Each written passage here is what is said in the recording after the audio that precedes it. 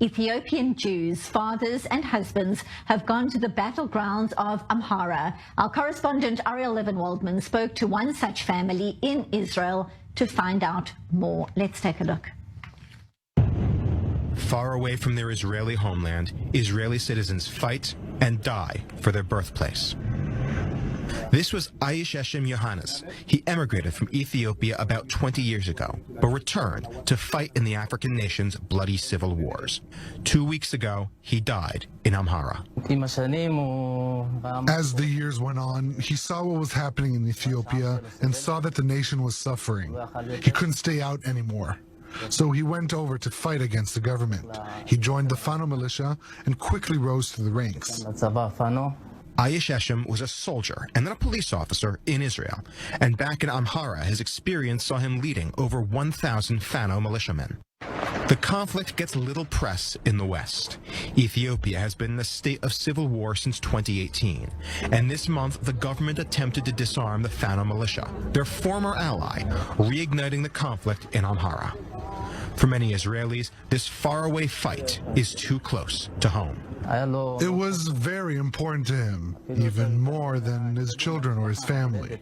It was his homeland. He still had family that remained in Ethiopia, and they had military background. They had always fought for their homeland and to do good.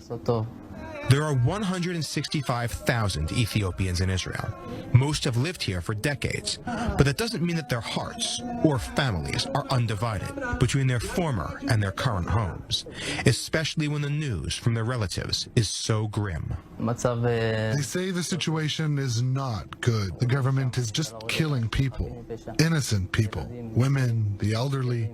My family feels the danger. They feel there's no one to stop the government. No one is in control. There is nothing. It is impossible to live that way. That led HNN to leave his wife and children and travel to an active war zone, torn between the family he built, safe in Israel's center, and the family he came from, vulnerable to war. My father wanted peace in general. But he went there to protect his family, his mother, his grandfather. They're old and very much in danger. They need someone to protect them. The Israeli state has done limited rescue missions so far, earlier in the month flying about 200 Israeli citizens and Jews out of Ethiopia and to Israel, but they have ruled out further rescues, as the state looks to address just who counts as Jewish and qualifies to enter, and who will be left behind. To many Ethiopians, this is not a matter of policy.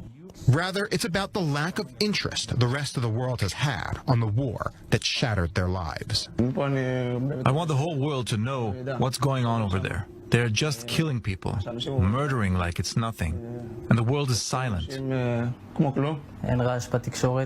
There's nothing at all in the media. Compare that to other wars like Ukraine, where there's wall-to-wall coverage, but on Ethiopia, there's barely a word. That has in part been due to a digital blackout. Ethiopia's government has shut down the internet multiple times during the conflict and still maintains heavy controls on social media. But in this community is a bitter anger that this has been ignored as just another African war. No one over there right now is a saint to show another way in this conflict. It's a very primitive world there. It's not like Europeans. They have a very different mindset. He believed he could go and change that you could negotiate a way out.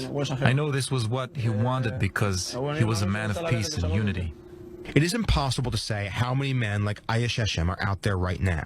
There is obviously no registry, and word of mouth is the only exposure they get.